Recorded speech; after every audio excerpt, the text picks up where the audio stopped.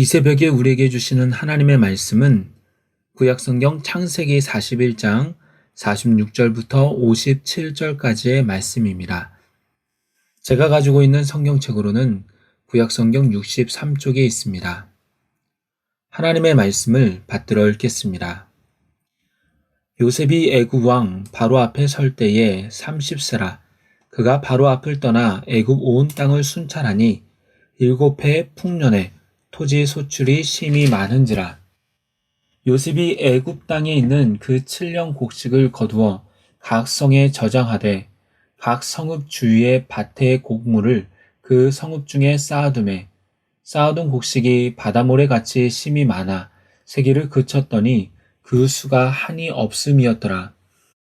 흉년이 들기 전에 요셉에게 두 아들이 나되 곧 온의 제사장 보디베라의 딸 아스낫이 그에게서 낳은지라. 요셉이 그의 장남의 이름을 므낫세라 하였으니 하나님이 내게 내 모든 고난과 내 아버지의 온 집을 잊어버리게 하셨다 하며 차남의 이름을 에브라임이라 하였으니 하나님이 나를 내가 수고한 땅에서 번성하게 하셨다 함이었더라.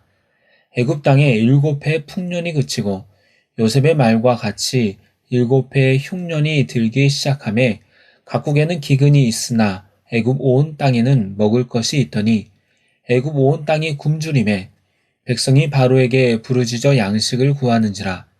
바로가 애굽 모든 백성에게 이르되 요셉에게 가서 그가 너희에게 이르는 대로 하라 하니라. 온 지면에 기근이 있음에 요셉이 모든 창고를 열고 애굽 백성에게 팔세 애굽 땅에 기근이 심하며 각국 백성도 양식을 사려고 애굽으로 들어와 요셉에게 이르렀으니 기근이 온 세상에 심함이었더라. 아멘. 이 시간에는 요셉이 자녀들에게 말해주고 싶었던 것이라는 제목으로 말씀을 나누도록 하겠습니다. 17살의 어린 나이에 애굽으로 팔려와 종살이를 하다가 억울하게 누명을 쓰고 감옥에 갇히면서 기나긴 청춘을 보낸 요셉은 바로의 꿈을 풀이함으로 말미암아서 애굽의 총리가 됩니다. 이때 그의 나이 30살이었습니다. 즉 13년간 이방 땅인 애굽에 있으면서 고생을 한 것입니다. 하지만 돌이켜보면 이 모든 것은 요셉을 쓰기 위한 하나님의 인도하심이었습니다. 보디발 집의 가정 총무로 그의 모든 소유를 관리하고 살림하면서 경제를 배웁니다. 친위 대장이었기 때문에 종들도 많았을 것입니다. 그의 재산도 많았을 것입니다. 그러나 그 모든 종과 재산, 그의 소유에 대해서 요셉이 관리하는 동안 전혀 간섭하지 않았습니다. 그만큼 요셉을 믿었기 때문입니다. 그러기에 요셉은 지금으로 따지면 중기업 정도 되는 회사에서 월급 사장으로 일들을 감당해 본 것입니다. 그러면서 경제를 배운 것이죠. 또한 누명을 쓰고 감옥에 있으면서 그는 정치범들을 많이 만나게 됩니다. 그가 간 감옥은 잡범들이 있는 곳이 아니었습니다. 왕의 죄수를 가두는 곳이었기 때문에 여러 사람들과 만나면서 나라 안의 여러 사정과 어떻게 나라가 돌아가는지 어떻게 다스려야 하는지를 들었을 것입니다. 한마디로 그는 감옥에서 정치를 배운 것입니다. 보디발의 집에서 경제학을 배웠습니다. 감옥에서 정치학을 배웠습니다. 그러기에 비록 요셉 자신은 13년 동안 허송 세월을 보냈다라고 생각할지 모르지만 하나님의 계산에서는 그 세월은 훈련이었고 그 훈련이 끝났을 때 애굽의 총리로 세우신 것입니다. 우리는 때로 내 삶에 고난이 있을 때, 내 생각대로 일이 잘 풀리지 않을 때 그때마다 하나님, 왜 하나님은 나를 돕지 않으시는 겁니까? 라고 생각하며 따지기도 합니다. 왜 나를 버려두냐라는 것이죠. 하지만 그때는 하나님이 나를 떠나신 때가 아니라 나를 준비시키시는 때입니다. 그리고 준비 과정 가운데에서 내가 주님을 떠나지 않고 그 상황에서도 주님을 붙잡는다면 요셉이 종살이 하면서도 감옥에서도 함께 하심으로 형통케 하셨다라는 성경의 기록처럼 우리의 삶도 그것이 훈련의 과정이요. 나를 쓰시기 원하시기 때문에 하나님께서 연단하시는 과정이라고 여겨질 것입니다. 총리가 되자마자 요셉이 한 일은 애굽 온 땅을 두루 다니면서 살핀 것입니다.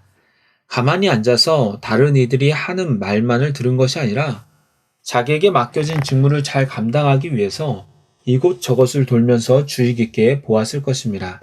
그러면서 그는 어떻게 하면 나라를 잘 다스릴 것인가를 생각했습니다. 47절에 보면 7해 풍년에 소출이 심히 많은지라 라고 기록합니다. 이것은 7년 동안 풍년이 들 것이라고 바로의 꿈을 해석했던 요셉의 말이 정확하게 들어맞음을 나타내는 말입니다. 요셉은 이 풍년의 기간 동안 공물을 거둡니다. 34절에 7해 풍년에 애굽 땅의 5분의 1을 거두어 라고 한 것을 보면 요셉은 이 기간 동안 자신이 했던 말대로 5분의 1 정도를 서민들에게 세금으로 거둔 것 같습니다. 그런데 그 수가 워낙 많다 보니 각 성에 저장하고 각 성읍에 저장했는데도 쌓을 곳이 없을 만큼 풍성했습니다. 국고성도 많이 건축했을 것입니다. 성경의 표현으로는 곡식이 바다의 모래같이 심이 많기에 세기를 그쳤다라고 합니다. 그만큼 하나님께서 애굽에 대단한 풍년을 허락하신 것입니다. 그렇게 7년이 세월이 지나 53절부터 보면 애굽 땅에 7년의 풍년이 그치고 요셉의 말과 같이 7년 흉년이 들었다고 합니다. 이로써 바로의 꿈에 대한 요셉의 해석이 정확했다라는 것을 입증하는 것입니다. 이러한 흉년은 애굽만의 흉년이 아니었습니다. 세계 각국의 흉년이었습니다. 이러한 위기 때에 바로는 모든 정권을 요셉에게 줍니다. 그래서 창고를 열고 애굽 백성에게 곡식을 팝니다. 또한 각국 백성들도 양식을 사려고 애굽으로 오게 됩니다. 애굽뿐 아니라 각 나라와 백성의 위기였지만 하나님께서 준비시킨 하나님의 영에 감동된 한 사람, 요셉으로 말미암아 이 위기를 넘어갈 수 있었던 것입니다. 풍년이 들 당시에 요셉은 보디베라의 딸 아스낫에게서 두 아들을 낳습니다. 첫 번째로는 므낫세로 잊어버림이라는 뜻이고 둘째는 에브라임으로 번성함이라는 뜻입니다. 여기서 우리는 요셉의 속사람은 온전한 히브리인의 정체성을 가진 것을 알 수가 있습니다. 요셉은 온의 제사장 보디베라의 딸 아스낫과 결혼합니다. 요셉의 장인은 태양신 라를 섬기던 제사장이었으며 요셉의 아내 아스낫의 뜻은 애굽의 신인 네이트에게 속한 자라는 뜻입니다.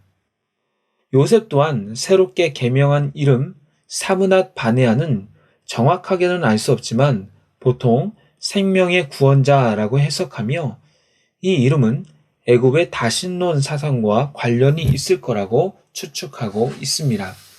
이렇게 겉모습만 본다면 요셉은 이방 제사장의 가문에 들어갔고 또한 그의 아내도 이방신을 섬기며 본인도 이방신과 관련된 이름으로 바꿨습니다. 하지만 그의 정체성을 알 수 있는 것은 자신의 두 아들의 이름을 애굽식이 아닌 히브리식으로 지은 것입니다. 그의 첫째 아들은 므낫세, 잊어버림입니다.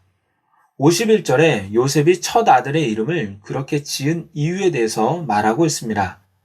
하나님이 내게 내 모든 고난과 아버지의 온 집을 잊어버리게 하셨다 함이요 라고 말합니다. 이 이름에서 요셉이 그동안 심적으로 얼마나 힘들었는지를 알 수가 있습니다. 모든 사람이 그렇지는 않지만 초중고 시절에 왕따를 당하거나 괴롭힘을 당한 경험이 있다면 또한 어떤 범죄의 피해자가 되면 그 기억은 그 사람을 매우 힘들게 합니다. 생각하고 싶지 않고 잊어버리고 싶지만 가끔 생각이 나면 그 기억 때문에 괴롭습니다. 마음 같아서는 그때로 돌아가 때려주고 싶은 것이 보통의 마음일 것입니다. 요셉에게 있어서 17살의 기억은 보통의 충격이 아니었습니다. 믿었던 형들이 구덩이에 던집니다. 살려달라고 구해달라고 그토록 부르짖었지만 형들은 비웃으며 아무도 구해주지 않았고 노예 상인에게 자신을 팔아버렸습니다. 그러면서 그는 아버지와 동생과 생이별을 하게 되었습니다. 자신이 성공한 뒤에 분명히 아버지를 찾아갈 수 있었음에도 불구하고 그렇지 않았다는 것은 아마도 자신이 없어졌음에도 불구하고 자신을 찾지 않는 아버지에 대한 원망 때문에 그랬을 수도 있습니다. 어쨌든 가족에 대한 원망, 지금까지 종으로 죄수로 고생한 그 모든 것을 그는 다시 생각하고 싶지 않았을 것입니다. 그러기에 그는 그 기억을 잊어버리고 싶은 마음으로 맏아들의 이름을 므낫세, 잊어버림이라고 지은 것입니다. 둘째 아들의 이름은 에브라임, 번성함입니다. 52절은 요셉이 둘째 아들의 이름을 에브라임이라고 지은 이유에 대해서 설명합니다. 하나님이 나를 내가 수고한 땅에서 번성하게 하셨다라는 것입니다. 이것은 지금도 번성하게 되었지만 후에도 번성하게 하실 것을 소망하는 마음으로 이름을 지은 것입니다. 므낫세와 에브라임의 이름의 해석에서 공통적으로 들어가는 단어가 있습니다. 바로 하나님입니다. 하나님이 모든 고난을 잊어버리게 하셨고 하나님이 수고한 땅에서 번성하게 하셨다라는 것입니다. 요셉은 자신의 모든 삶의 회복과 번성함의 주체가 하나님이심을 알았습니다. 하나님이 함께 하실 때 모든 어려움의 기억 속에서도 회복될 수 있으며 하나님이 함께 하실 때 어떠한 처지에서도 번성할 수 있다는 것입니다. 이 사실을 잊지 않기 위해서 아들의 이름을 지었을 뿐만 아니라 아들들도 그들의 이름의 뜻을 잊지 않기를 원했습니다. 아들들은 후에 이렇게 물어봤을 것입니다. 아빠, 왜 내 이름은 므낫세야? 아빠, 왜 내 이름은 에브라임이야? 이것은 미국에서도 제임스나 조나단이라고 미국식 이름을 쓰지 않고 이철수, 김나라라는 그런 한국식 이름을 쓰는 것과 같습니다. 애굽에서도 히브리식 이름을 쓰는 것을 물어봤을 때 요셉은 자신의 삶의 간증을 얘기하면서 자녀들에게 이렇게 대답해 주었을 것 같습니다. 아빠는 아빠의 삶이 그랬듯이 하나님이 너희들의 삶을 이끌어 가시기를 기대하며 너희들의 이름을 지었단다. 그래서 너희들의 이름이 독특한 것이고 너희들의 이름 앞에는 하나님이 하셔서라는 의미가 숨겨져 있단다. 그러기에 너희들은 애굽에서 살지만 실은 하나님의 백성이요 하나님의 사람이란다. 우리 또한 이러한 정체성을 가지고 살아가야 합니다. 이 세상에 살지만 우리는 하나님의 백성이요 하나님의 사람입니다. 겉으로는 비슷해 보여도 속사람은 완전히 다른 사람입니다. 세상 사람들은 자신의 주인을 자기 자신이라고 하지만 우리는 인생의 주인을 예수 그리스도라고 고백하는 사람입니다. 이것은 엄청난 차이입니다. 주인이 다르니 어떤 말을 듣고 어떤 말에 순종해야 하는지를 알며 인생의 방향이 완전히 다를 수밖에 없는 것입니다. 이제 말씀을 맺도록 하겠습니다. 인생 가운데 누구나가 크고 작은 어려움을 겪기도 합니다.